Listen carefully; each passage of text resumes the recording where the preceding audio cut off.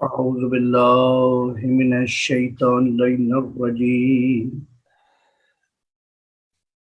بسم الله الرحمن الرحيم. الحمد لله الذي لا يبلغ مدحته القائلون، لا يحصي نعمه العادون، ولا يؤدي حقه المجتهدون، الذي لا يدركه بعد الهمم، ولا يناله غوص الفتن، الذي ليس لصفته حد محدود، ولا نعت موجود، ولا أجل ممدود، ولا وقت محدود. وترى الخلائق بقدرته، ونشر الرياح برحمته، والصلاة والسلام على حبيب الله وحبيبنا ونبي الله ونبينا سيدنا ومولانا أبي القاسم محمد. اللهم صل على محمد.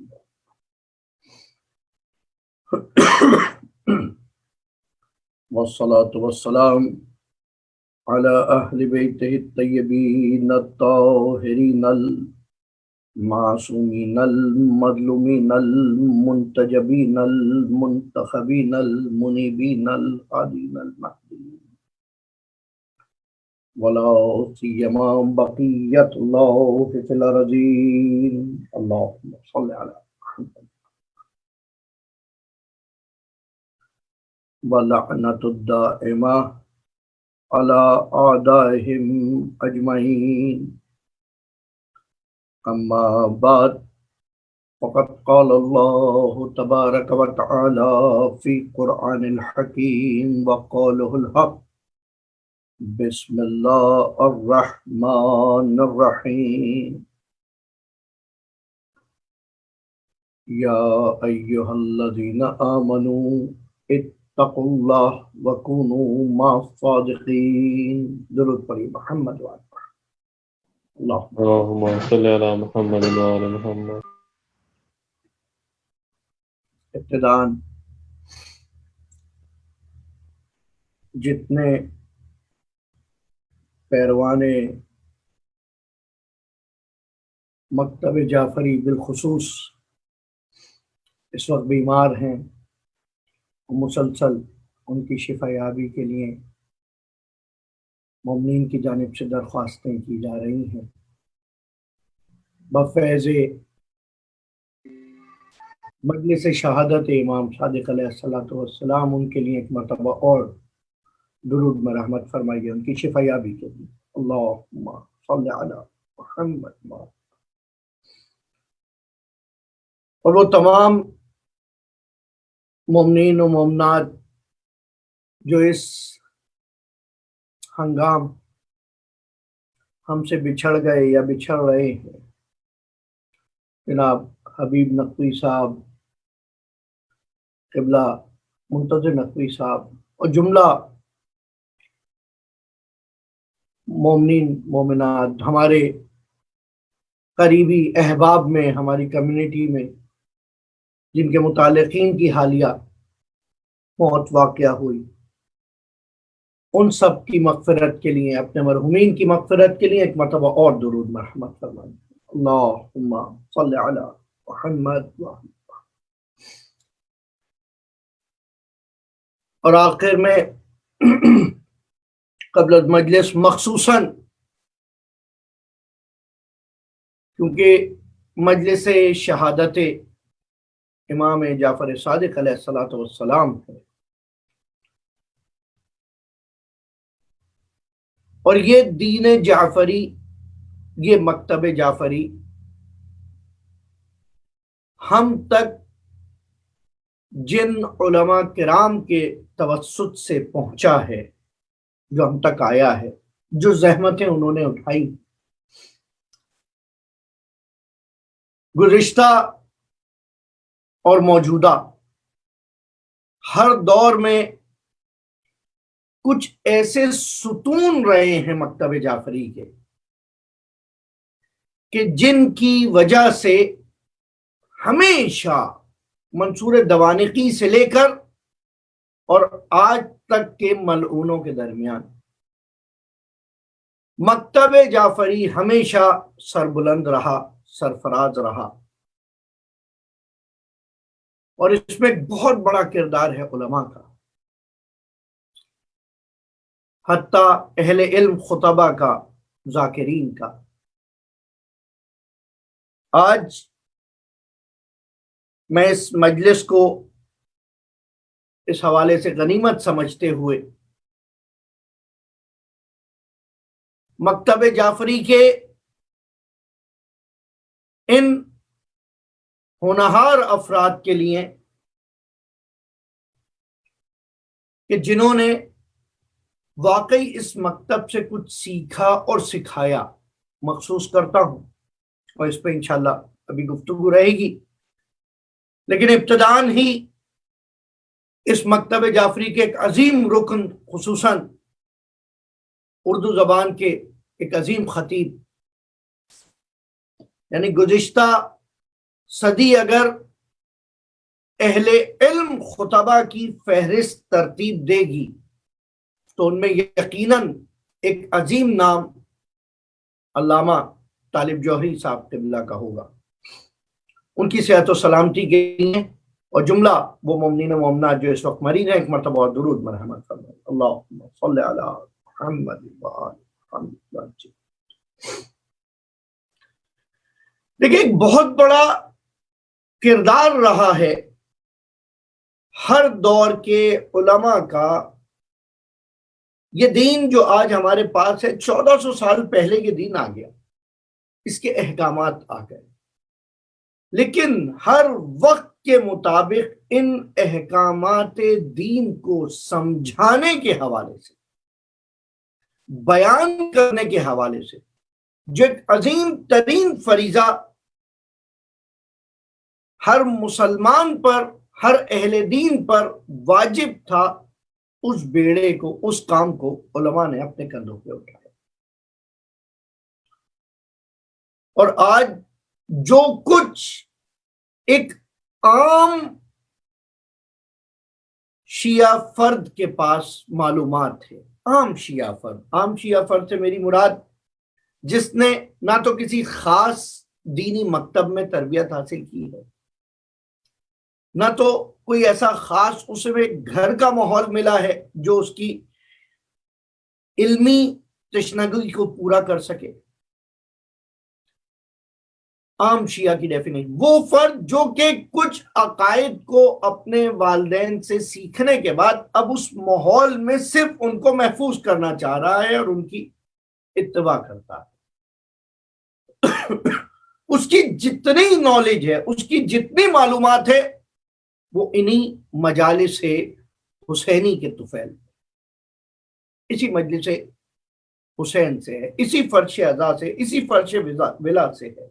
गोया उसने जो कुछ सीखा है या महफिलों से सीखा है या मजालिस से सीखा है, कोई स्पेसिफिकली उसूल अकायद के दर्द नहीं लिए, तारीख के दर्द नहीं लिए, तफसीर के दर्द नहीं लिए, लेकिन इस मजलिस में बैठते हुए जब उससे बात की जाती है, या अय्युहल्लज़ीना आमनू इत्तकुल्लाह कुनू मास सादिकीन, जिस वक्त आयत पढ़ी जाए उसको ये भी याद आ जाता है कि सादिक, यहाँ पर कुनू मास सादिकीन से मुराद अहले बैत हैं। उसे ये भी याद आ जाता है तीजानी समावी नाम का एक ट्यूनस का आलिम दीन था जो कि मजहब तशय्यो को इंतखाब करने के बाद जब एक पहली मरतबा किताब लिखता है तो कुनू मास सादिकीन के नाम से किताब है, और बहुत सारी चीजें, और जो कुछ उसकी इंफॉर्मेशन है वो सब इन्हीं मजालिस की वजह से, इन्हीं महफिलों की वजह से।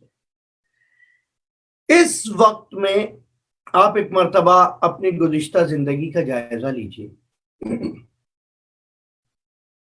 देखिए, आज बहुत आसानी के साथ आप फोन पर कोई भी चीज सर्च कर रहे हैं, ढूंढ रहे हैं, तलाश कर रहे हैं, इसका जवाब निकाल लेते हैं, लेकिन कुछ साल पहले तक ये आसान नहीं था, मुमकिन नहीं था।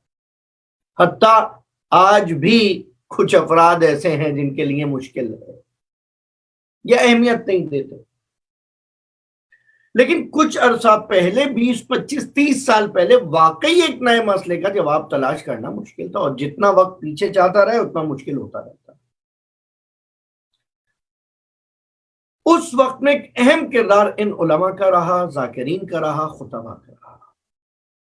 اس لیے میں آج اس مجلس شہادت امام حسین امام صادق علیہ الصلوۃ والسلام کے حوالے سے درود پڑھیے ایک مرتبہ، اللہم صلی علی محمد۔ یہ بیان کرنا چاہتا ہوں کہ ان مجالس کو، ان ذکر کی محفلوں کو اسی صورت میں باقی رکھیں کہ ہماری روحانی تشنگی کو پورا کرتی ہے۔ دیکھیں، بالآخر فطرتاً انسان کے اندر ایک طلب موجود ہے جو حق جوئی ہے، جو تلاش حق ہے، جو حق کی جستجو ہے۔ اس کے لیے جب کوئی شخص نکلتا ہے تو یقیناً فرش محمد و آل محمد، ذکر محمد و آل محمد ایک بہت بڑا اس کے لیے مشرب ہونا چاہیے کہ جہاں سے اس کی وہ تشنگی ختم ہو۔ اور اگر ان مجالس کی حیت بدل گئی، ان محفلوں کی حیت بدل گئی، تو ہمارے پاس کچھ باقی نہیں رہے گا۔ یہی مکتب جعفری جس وقت آغاز ہو رہا ہے، ایک مرتبہ دیکھیے وہ کیا وقت ہے، 5ویں امام امام محمد باقر علیہ الصلوۃ والسلام، اللہم صلی علی محمد۔ کمسن ترین معصوم راوی ہیں پورے واقعے کربلا کے، اور اس کے بعد میں گزشتہ مجالس میں بیان کر چکا ہوں تفصیلاً یہ اپنا تجزیہ، اس لیے آج صرف اشارہ کر کے گزر جاؤں گا۔ لیکن وہ امام جس امام کا نام پیغمبر کے نام پر ہے، پیغمبر بھی محمد ہے، یا آخری امام بھی محمد، اللہم صلی علی محمد وآل محمد۔ لیکن اس 5ویں امام کو جو لقب عطا ہوا ہے بارگاہ معصومین سے، وہ باقر العلوم ہے، جو علوم کی موشگافی کرے، جو باریکیوں کو کشف کرے اور پھر اس کے بعد بیان کرے۔ شاید یہ وجہ رہی ہو کہ کیونکہ اس معصوم نے اپنی آنکھوں سے کربلا میں دیکھا کہ حجت الہی کی حرمت کو جیسے پامال کیا جا رہا تھا۔ جس طرح ایک معصوم آوازیں دے رہا تھا، ایک معلم آوازیں دے رہا تھا کہ آؤ میں تمہاری علم کی پیاس کو بجھاتا ہوں، جس طرح پکار پکار کے جوانان جنت کا سردار بلا رہا تھا کہ میں تمہیں ایسا راستہ دکھاتا ہوں کہ یہ دنیا تمہارے لیے جنت بن جائے، لیکن اس کو اہمیت نہیں دی جا رہی تھی، اس کی آواز پر لبیک نہیں کہا جا رہا تھا۔ وہ حل من ناصر ینصرنا کی صدائیں لگاتا رہا صحرا میں، یہاں تک کہ تیغ شمر چل گئی۔ تو اس موقع پر سب سے زیادہ کمی جو نظر آ رہی ہے کربلا میں، وہ علم و شعور و معرفت کی۔ اب یہ کمسن ترین معصوم راوی کربلا اپنی زندگی کو وقف کر دیتا ہے علم کے لیے، تاکہ لوگوں میں آگاہی پیدا ہو۔ اب بعد کربلا کبھی ایسا نہیں ہو سکتا۔ یہ جو آپ دیکھ رہے ہیں کہ اسی وقت میں، یہ کتنے سال کا عرصہ ہے، ذرا اندازہ لگائیے۔ یہ 61 آفٹر ہجرہ سے لے کر 148 آفٹر ہجرہ شہادت امام جعفر صادق علیہ السلام،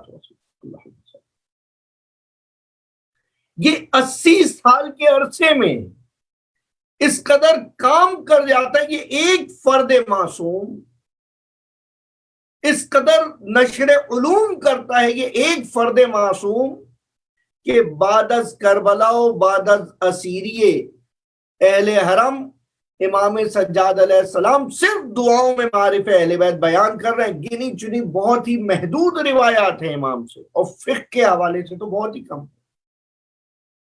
اور اس کے بعد ایک مرتبہ اس طرح سے ماحول تبدیل ہوتا ہے کہ امام جعفر صادق علیہ الصلوۃ والسلام جب درس دے رہے ہیں تو سینکڑوں کی تعداد میں شاگرد ہیں جو بیٹھے، اور حالت یہ کربلا میں وہ مسلمان تھے جو ایسا کر رہے تھے حجت الہی کے ساتھ۔ آج مکتب جعفری میں جس وقت امام صادق مدینے میں درس دے رہے ہیں تو وہاں پر یہودی بھی موجود ہے، عیسائی بھی موجود ہے، غیر مسلم بھی موجود ہے، یعنی کوئی بھی فرد ہو، کیسا بھی نظریہ رکھتا ہو، خلافت بلا فصل علی کا قائل ہو یا عثمانی ہو، وہ آ کر امام کے پہلو میں بیٹھا ہے، امام کے قدموں میں بیٹھا اور درس حاصل کر رہا ہے، اس لیے کہ امام وہاں تعصب کی بات نہیں کر رہے، امام وہاں حق کی بات کر رہے ہیں، اور حق جو حق کو تلاش کرنے والا جب حق تک پہنچ جاتا ہے تو سر تسلیم کم کیے بغیر کوئی چارہ نہیں رہتا، صرف اگر وہاں تک پہنچ جائے۔ اور پوری زندگی اٹھا کر دیکھ لیجئے چھٹے امام کی جو مناظرے ہیں آج کے وقت میں، جو لوگ سمجھتے ہیں کہ امام مناظرے کر رہے تھے کسی کو تہتے کر، نہیں، ان مناظروں کا ادب ہے، لحاظ ہے۔ منصور دوانقی نے اپنی پاس ایک طبیب آیا ہے ہند سے، ایک ڈاکٹر آیا ہے ہند سے اس وقت میں، اور اس کا ایک غوغا ہے، ایک شور ہے، ایک شہرا ہے، اور جو بیمار آتا ہے اس کو وہ شفا عطا کر دیتا ہے، اس کو بیماری کا علاج کر دیتا ہے۔ یہ اس وقت کا طبیب بیان کر رہا ہوں، اس وقت کے علم طب کی معلومات کے حوالے سے، یہاں تک کہ منصور کہتا ہے کہ ٹھیک ہے اب یہاں پر امام کو بلایا جائے، اور امام جعفر صادق علیہ السلام کو دربار میں بلا لیا جاتا ہے۔ امام آتے ہیں، امام کے سامنے منصور چاہتا یہ ہے کہ یہ بیان کرے کہ علم صرف تمہاری میراث نہیں ہے، نعوذ باللہ، علم دوسرے لوگوں کے پاس بھی ہے۔ امام کے سامنے اس کی تعریفیں اور اس کی معلومات کے چرچے کرنا شروع کرتا ہے۔ امام رد نہیں کر رہے اس بات کو، تردید نہیں کر رہے امام اس بات کی۔ دیکھیں امام رؤوف ہے، امام عقل ہے، امام رد نہیں کر رہے اس کو، اس کی تردید نہیں کر رہے، بلکہ اس کی تعریف کرتے ہوئے کہتے ہیں کہ کیا عظیم ترین پیشہ تم نے اختیار کیا ہے کہ جس سے تم انسانوں کی خدمت کر سکو۔ پہلا نفسیاتی حملہ کہ جس میں وہ طبیب امام کا گرویدہ ہو جاتا ہے کہ اگر یہ کہہ کے منصور نے بلایا ہے کہ ایک مکتب کا ایسا امام بلا رہا ہوں کہ مدینے میں جس کے سب سے زیادہ شاگرد ہے، تو ظاہراً امام کے آنے سے پہلے تک طبیب یہ سوچ رہا ہے کوئی مناظرہ ہوگا، کوئی بحث ہوگی، لیکن امام آتے ہی سب سے پہلی چیز ہے۔ اور اب منصور کہتا ہے کہ آپ یا جعفر، تم جو علم پہلاتے ہو، تم جو علم حاصل کرنے کے لیے کہتے ہو، تمہیں چاہیے کہ اس سے علم حاصل کرو، اس کے پاس عظیم ترین علم ہے۔ یہاں امام فرماتے ہیں ہمارے جد محمد مصطفیٰ صلی اللہ علیہ وآلہ وسلم، اللہم صلی علی محمد، نے ہمیں علم طب کافی بتا دیا ہے کہ جس سے ہم اپنا اور ہم سے مراجعہ کرنے والوں کا علاج کر سکتے ہیں۔ اور ظاہر سی بات ہے طبابت کے لیے تو اور بہت سارے افراد ہیں جو کر سکتے ہیں، لیکن ولایت امت کا حامل ہونا اور مدیریت امت کرنا وہ امام کا کام۔ یہاں پر امام دو حدیثیں بیان کرتے ہیں،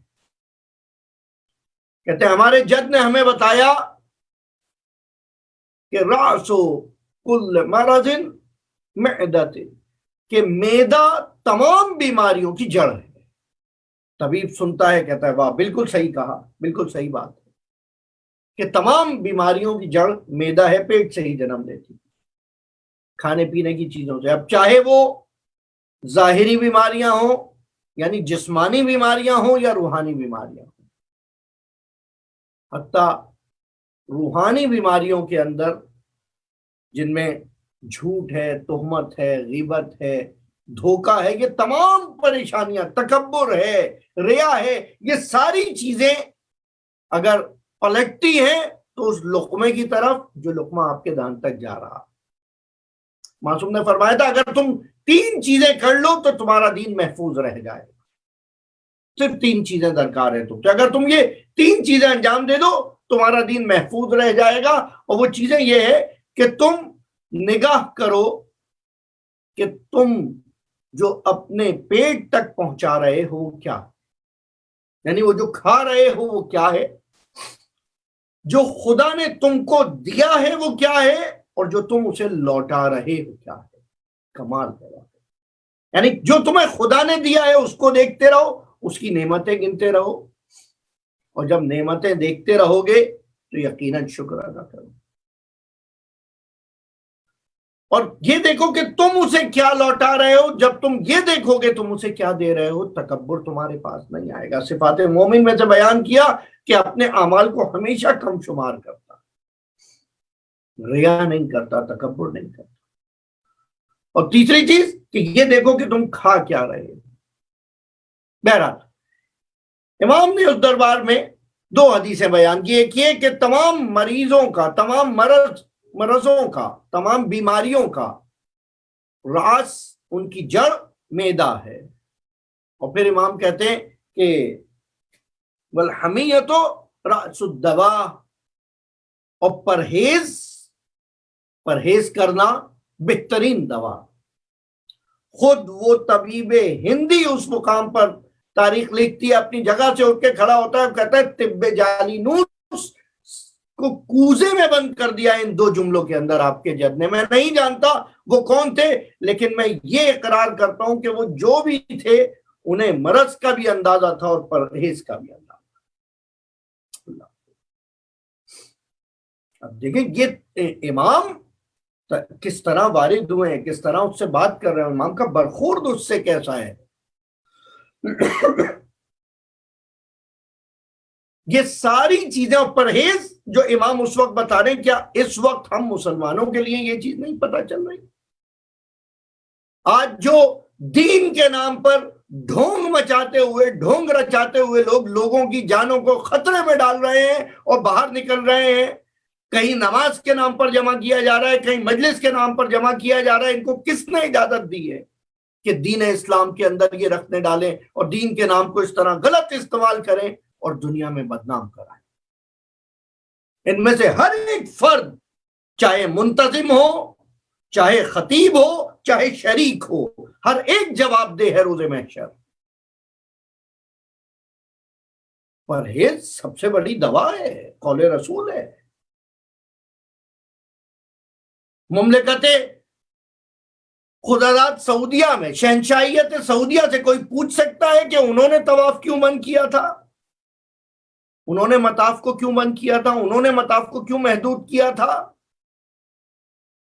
اور ابھی آپ دیکھیے گا آئندہ آنے والے دنوں میں جس وقت حج تاخیر میں ڈال دیا جائے گا اور پھر یہاں تک کہ اس کو بند کر دیا جائے گا بیرون ملک افراد کے لیے، کسی میں بولنے کی ہمت نہیں ہوگی۔ کیوں؟ کیونکہ وہاں پر جابر ہے، وہاں بیٹھنے والا شخص جابر ہے، وہاں کا حکم روا عالم نہیں ہے، وہاں کے عالم حتیٰ ان کے خدمتگار ہیں۔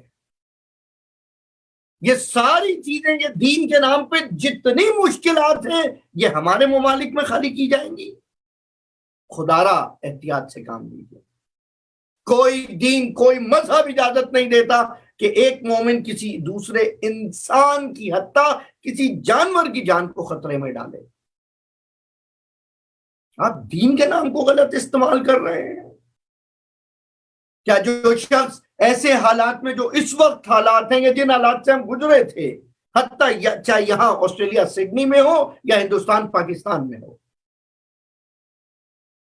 چاہیے اجتماعیت کی فضیلتیں اپنی جگہ، لیکن وہ افراد جو ساری زندگی باہر نظر آتے تھے اجتماع سے، جو ہمیشہ پنڈال کے باہر موجود داد دیا کرتے تھے، وہ افراد بھی اب دائی ہو گئے ہیں کہ ہم منتظم ہیں، اور وہ خطبہ جو کبھی کہیں نظر نہیں آتے تھے آج یہ اعلان کرتے نظر آ رہے ہیں کہ جو نہیں پڑھے گا ہم سے پڑھو، ہم آ کے پڑھیں گے مجلس، ہم آ کے بیان کریں گے۔ خدارا ظلم نہ کریں، دین کے نام کو غلط استعمال نہ کریں۔ مکتب جعفری متفق ہے امام اول سے لے کر ظہور امام آخر امام عجل اللہ تعالی فرج شریف تک، اللہم صلی علی محمد، کلما حکم بالعقل حکم بالشرع، عقل جس بات کا حکم لگائے گی شریعت اس کی پابندی کرے گی۔ عقل سلیم ہونی چاہیے۔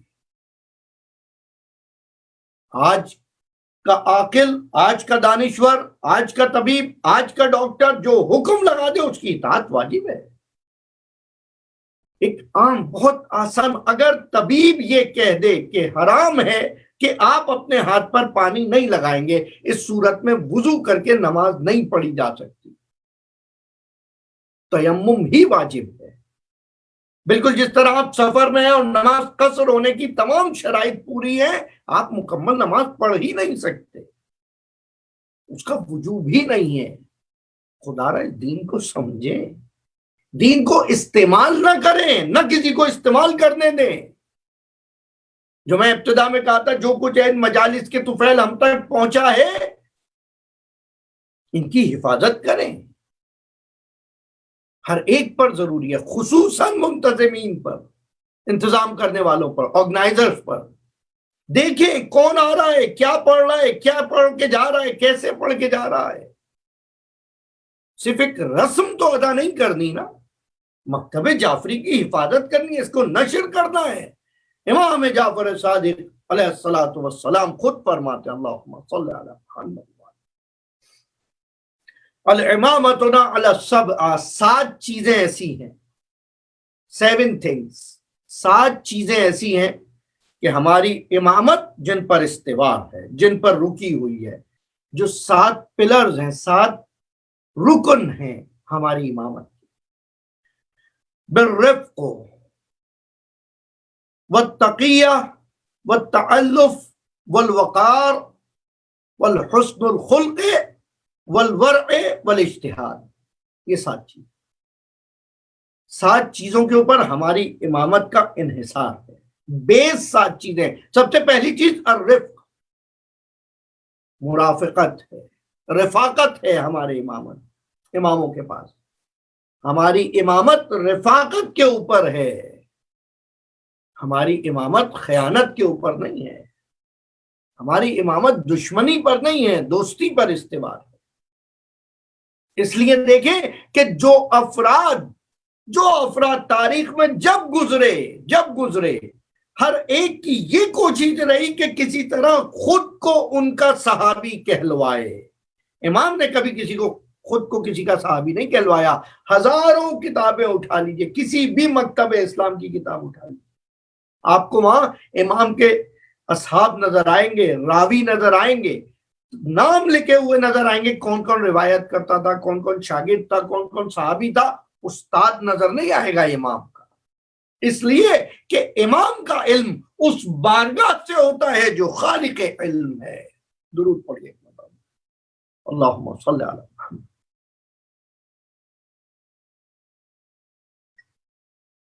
امام کا علم وہاں سے عطا ہوتا، امام کا علم وہاں سے عطا ہوتا ہے۔ وہ عالم الغیب والشہادہ، جو علم غیب بھی رکھتا ہے، علم شہادت بھی رکھتا ہے۔ اس لیے امام جو اپنی امامت کی اساس بیان کرے وہ رفاقت ہے۔ اگر امام کی اساس رفاقت ہے تو پیرو امام کی اساس بھی رفاقت ہونی چاہیے، دوستی ہونی چاہیے۔ یہاں دشمنی کا کوئی مقام نہیں، یہاں دشمنی کی کوئی جگہ نہیں، یہاں پر دشمنی کی کوئی گنجائش نہیں ہے۔ یہ مکتب محبت ہے۔ اس لیے امام نے کہا حل الدین الا الحب، کیا دین محبت کے سوا بھی کچھ ہے؟ ہرگز نہیں، دین محبت کے سوا کچھ نہیں ہے۔ اور پھر دوسری چیز والتقیہ، تقیہ یعنی جہاں پر آپ کا عقیدہ اظہار کرنے سے دین پر کوئی فائدہ نہیں ہو رہا، آپ پر کوئی فائدہ نہیں ہو رہا، وہاں بیان کرنے کی ضرورت نہیں۔ تقیے کا ہرگز یہ مطلب نہیں ہے کہ اپنے عقیدے سے پھر جایا جائے یا جھوٹ بولا جائے. بعض مقامات پہ سچ کو بیان نہ کرنا تقیہ کہلاتا ہے. 2 افراد کو پکڑا گیا مدینے میں اور دونوں کو کہا گیا کہ اہل بیت سے برات کی بات کی جائے. ایک نے برات کر لی، دوسرے نے برات نہیں کی. امام تک خبر آئی، امام نے کہا کہ جس نے برات کر لی ظاہری طور پر وہ ہمارا شیعہ ہے، وہ صاحب العقل اور صاحب عقل ہے، وہ متبع، اس نے ہماری اتباع کی ہے. اور جس نے نہیں کی وہ عاجل بالجنہ، اسے جنت میں جانے کی جلدی تھی. شہید ہے، اس کو امام رد نہیں کر رہے، لیکن دونوں چیزوں کا طریقہ بتا رہے ہیں کیونکہ کسی کو پتہ ہی نہیں چلا. لیکن ہاں اگر ایسا مقام ہے کہ آپ کا برات کرنا دین کو خراب کر سکتا ہے، اسی کے لیے خود امام صادق علیہ السلام فرماتے رحم اللہ علی میثم، خدا رحمت نازل کرے میثم پر کہ کس بہادری کے ساتھ اس میثم تمار نے خود کو سولی تک پہنچا دیا لیکن مدح علی کرتا تھا. یہ وہی امام جو تقیہ کا درد دے رہا ہے، وہی امام جناب میثم کی مدح کر رہا ہے. گویا عقل سے یہ دیکھنا پڑے گا کہ کہاں قرین عقل ہے کہ یہاں پر میں یہ بات کروں اور یہاں پر یہ بات نہ کروں. دین عقل ہے، جہالت کا مذہب نہیں ہے کہ ہر وقت ہر مقام ہر جگہ بیٹھ کر کچھ بھی بول دیا جائے. ہرگز ایسا نہیں ہے. ہر سخن موقع ہو، ہر نقطے مقامی دارد، ہر بات کا ایک وقت ہوتا ہے، ہر نقطہ بیان کرنے کا ایک ماحول ہوتا ہے. اور پھر تیسری چیز امام کہتے ہیں وہ تعلف، اور ہمارے اندر تعلف پایا جاتا ہے، تالیف قلوب کہا جاتا ہے، الفت اسی سے لیا ہے، محبت پائی جاتی ہے، اور ایسی محبت کہ دشمنوں کو اپنا گرویدہ کر لیں. امام ایک دن باغ میں کام کر رہے ہیں، امام صادق علیہ السلام اپنے باغ میں کام کر رہے ہیں. ایک شخص آتا ہے اور آ کر کہتا ہے مولا اس حالت میں آپ کو دیکھ رہا ہوں کہ آپ کی پیشانی سے پسینہ بہ رہا ہے، لائیے میں یہ کام کر دوں. امام نے کہا میرے پاس یہ کام کرنے والے بہت، اور وہ جو تم دیکھ رہے ہو سائے میں بیٹھا ہوا اس وقت کھانا کھا رہا ہے وہ میرا خادم ہے، وہ میرا خادم ہے جو سائے میں بیٹھا کھانا کھا رہا ہے، میں اس کے ساتھ کام کر رہا ہوں. آج کتنے پیروان مکتب جعفری ہیں جو اس طرح کا نظریہ رکھتے ہو اپنے خادم کے ساتھ کام کرنے کا؟ تو یہ کہا جا سکتا ہے اس کو پیسے کس بات کے دے رہے ہیں کہ اگر کام ہمیں کرنا ہے تو. سیرہ امام یہ بتا رہی ہے والوقار، اور سب سے اہم چیز ہے ڈگنیٹی. ہماری امامت کی اساس ہے کہ ہم وقار کے ساتھ رہیں، عزت کے ساتھ رہیں. اور ایک کس و ناقص کے آگے سر نہیں جھکایا جا سکتا. دنیا کے بہت ہی مختصر مال و متاع کی خاطر آج افراد اپنا دین بیچ رہے ہیں، اپنا ایمان بیچ رہے ہیں. تھوڑے سے کام کے لیے، سپورٹ حاصل کرنے کے لیے جھوٹ کو سچ اور سچ کو جھوٹ کہا جا رہا ہے، جھوٹوں کی حمایت کی جا رہی ہے، منافقوں کی حمایت کی جا رہی ہے. وقار کے ساتھ رہنا ہے اگر امام کا شیعہ بن کے رہنا ہے. والحسن الخلق، اس وقار کے ساتھ ساتھ حسن خلق ہے. اخلاق نیک ہونا چاہیے، اخلاق نیک ہونا چاہیے. جس پیغمبر کے لیے کہا انک لعلی خلق عظیم، یہ اسی کا فرزند ہے.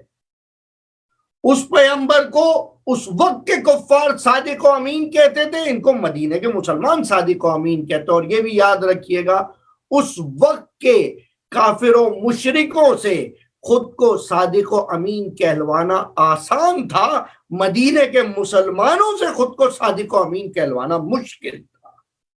درود پڑھے محمد، اللہم صلی علی محمد.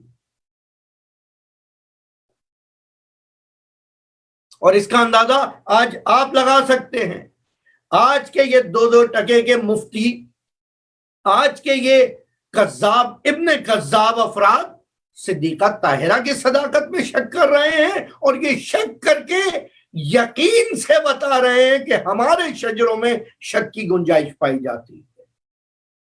یہ قول پیغمبر میں شک کر رہے ہیں یہ توہین نبوت کر رہے ہیں، یہ توہین رسالت کر رہے ہیں، یہ توہین سیدہ نہیں کر رہے۔ کیوں؟ کیونکہ وہ شجرتن طیبہ اصلہ ثابت و فرعہ الی السماء، قرآن کہہ رہا ہے وہ شجرہ طیبہ ہیں، اس کی جڑیں مضبوط ہیں، شاخیں آسمان تک ہیں۔ اگر کوئی جاہل اس تک کوئی پتھر مارے گا، اس شجرہ طیبہ کا کچھ نہیں بگڑتا۔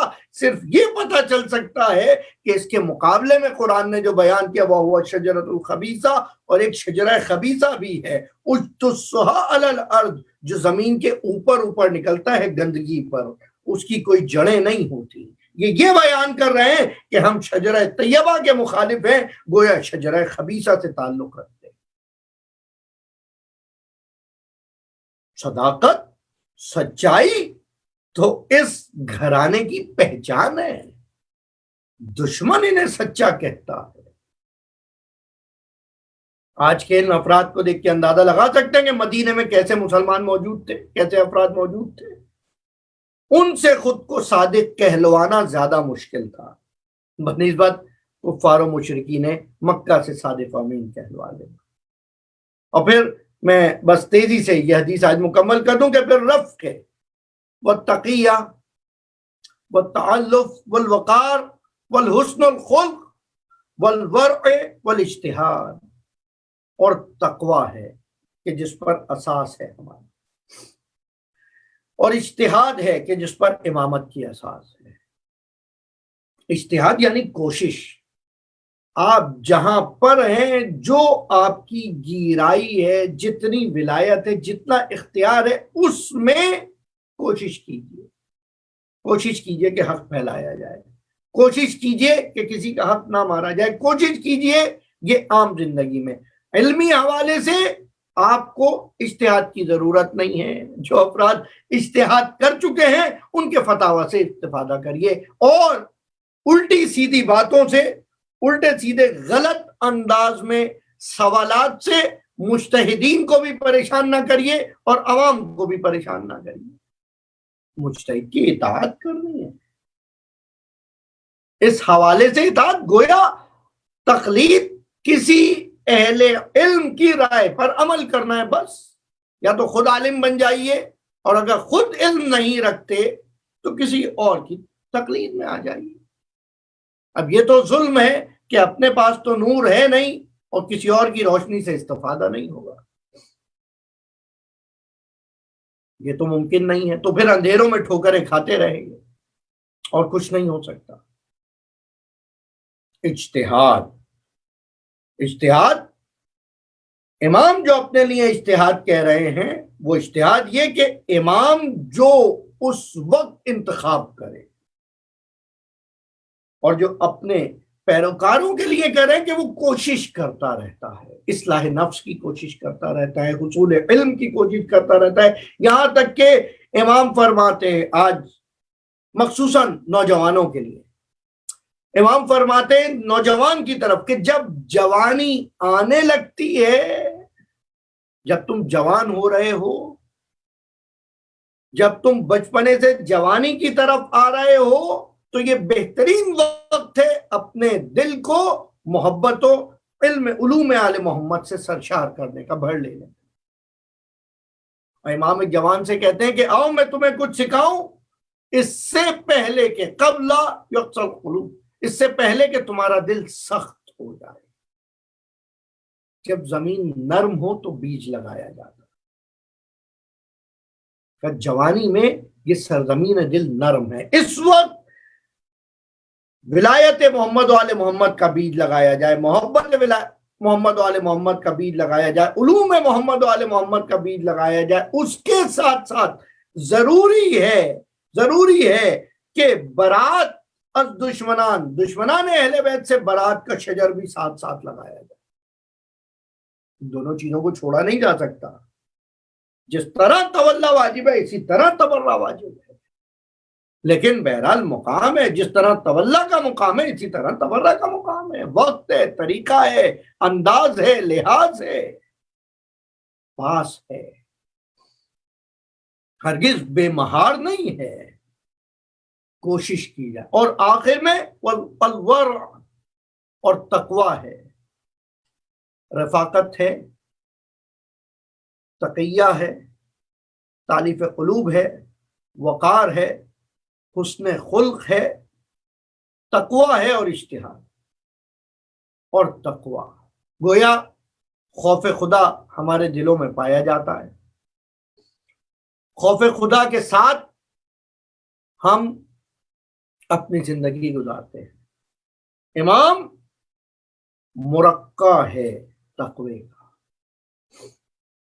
خوف الہی اس طرح دل میں پایا جاتا ہے امام جعفر صادق علیہ الصلوۃ والسلام کے لیے اللہم صلی علیہ وسلم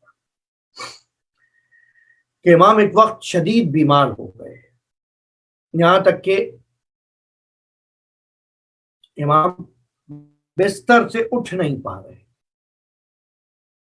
اور اس وقت میں امام نے کہا کہ اس وقت مجھے اٹھا کر مسجد میں لے جاؤ.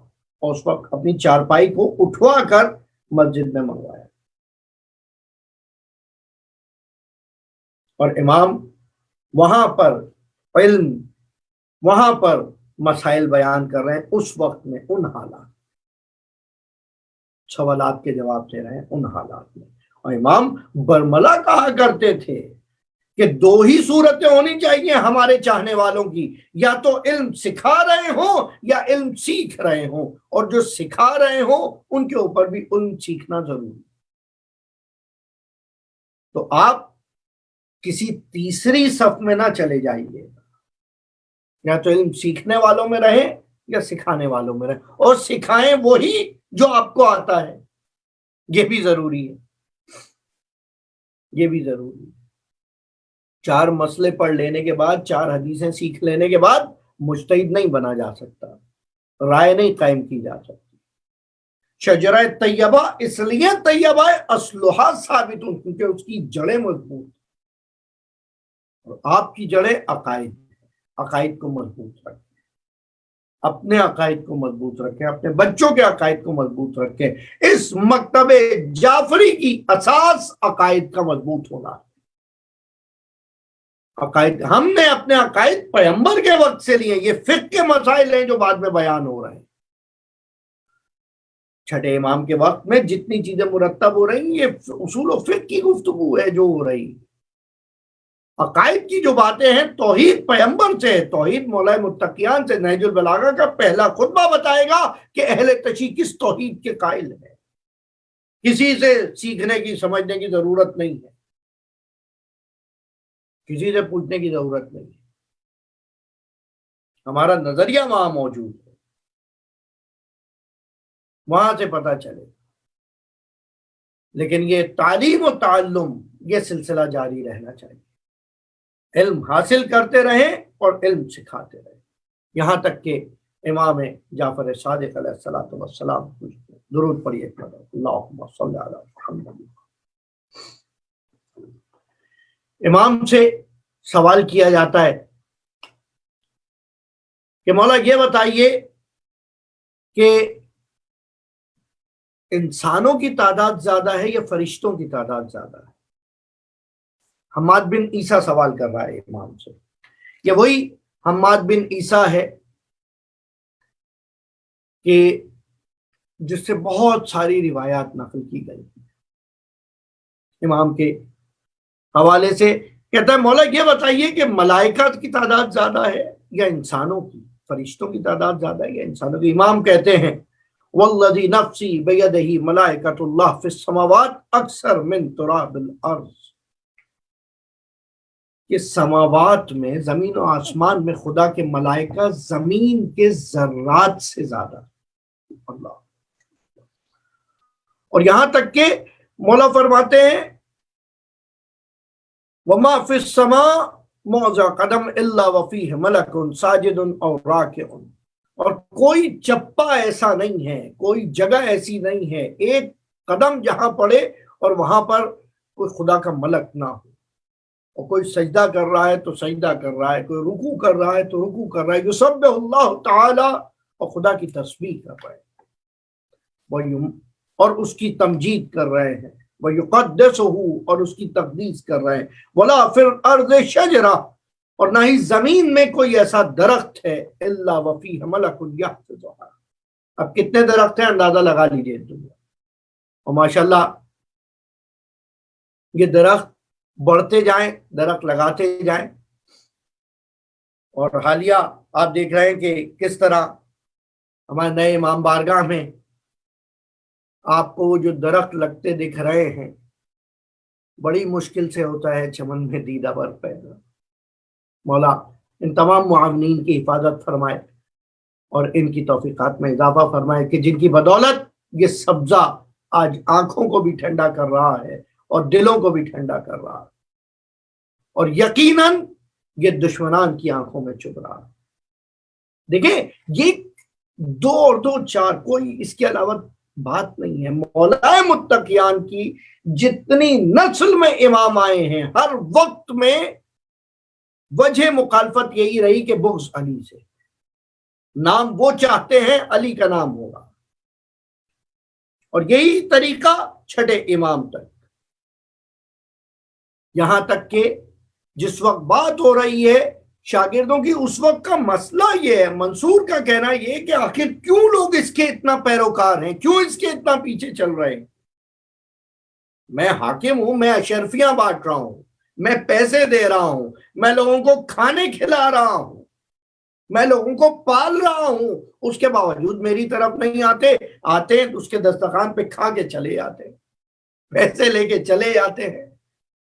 لیکن جعفر صادق صرف ان کو بتاتا ہے، حدیثیں سناتا ہے، لیکن اس کے ایسے گرویدہ ہیں، اس کے ایسے پیروکار ہیں کہ اس کی جان نہیں چھوڑتے.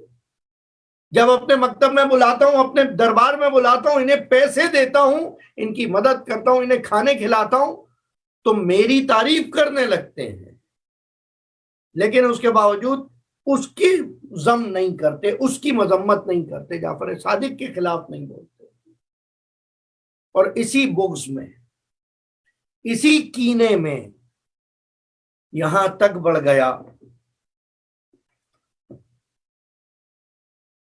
کہ 148 ہجری میں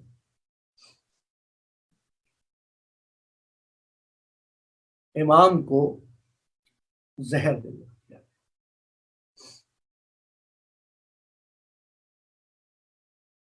اور ظاہراً وہ سوچ بھی نہیں سکتا تھا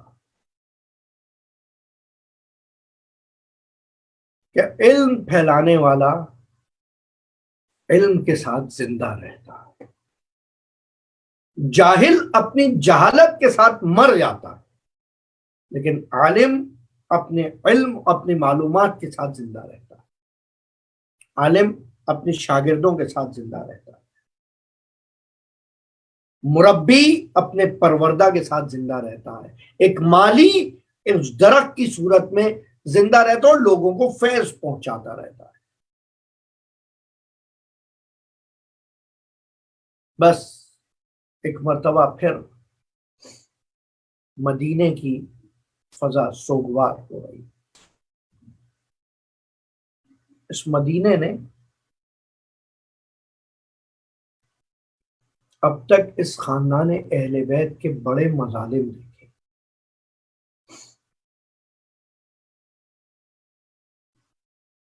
بعد پیغمبر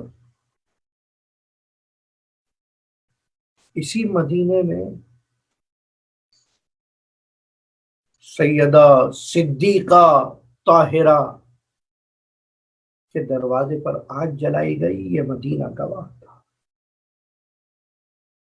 یہ مدینہ گواہ تھا. اور بعض روایات میں آیا، امام فرماتے ہیں روز محشر ارض مدینہ گواہی دے گی ہمارے مصائب کی وجہ سے. شاید اس وقت یہ امت سمجھ پائے. ذرا تصور کرے جب مدینے کی خاک کے ذرے یہ گواہی دے رہے ہوں گے کہ کس طرح وہ صدیقہ تھی اور اس کو جھٹلایا جا رہا ہے. سیدہ کا عظیم ترین درد یہ ہے، سیدہ کا عظیم ترین درد یہ ہے جب آ کر لوگوں سے سیدہ کہہ رہی ہے میں جھوٹ نہیں بولتی. اللہ واللہ خدا کی قسم میں جھوٹ نہیں. اللہ اکبر. یہ وہی سیدہ کہ جو نجرانیوں کے مقابلے میں جب گواہ رسالت بن کر جانا چاہے، مباہلے کے لیے ابھی گئی نہیں ہے، جانا چاہے تو اسقف اعظم جو ہے محمد کی حقانیت اور سیدہ کی صداقت کا اقرار کر لے. اللہ خدا غارت کرے ان جاہلوں کو جو اس وقت بھی ذاتی مفادات کے لیے ان عظیم ہستیوں کے خلاف بول رہے ہیں. اور خدا مکتب جعفری کے دست و بازو کو مضبوط رکھے. یہ مدینہ گواہ ہے ان واقعات کا، اور اس کے بعد مدینہ گواہ رہا کہ کس طرح دروازہ جل رہا تھا، کس طرح پہلو شکستہ ہوا، کس طرح اس پہلو شکستہ کو بقی کی زمین پہ دفن کر کے علی مختلف جگہ پر نشان قبر بنا رہے تھے. اللہ بس سیدہ نے وصیت کی،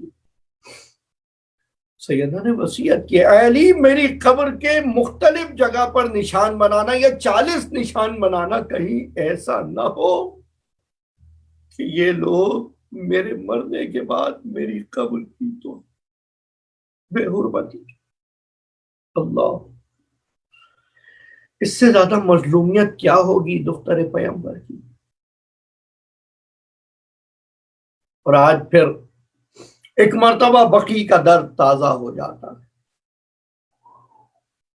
انہدام بقی کی گفتگو ہر اس دن ہونی چاہیے جس دن بقی میں مدفون اماموں کی یاد منائی جا رہی. جو آپ پس پردہ یہ تصویر دیکھ رہے ہیں، یہاں یہ کبھی قبور ائمہ ہوتا تھا، قبور اہل بیت جسے کہا تھا. لیکن دشمنی کی حالت دیکھیں کہ اس کو ڈھا دیا گیا. اس وقت تک نسل در نسل جیسے محبت چل رہی ہے اہل بیت کی، اسی طرح نسل در نسل ان کی عداوت بھی چل رہی ہے.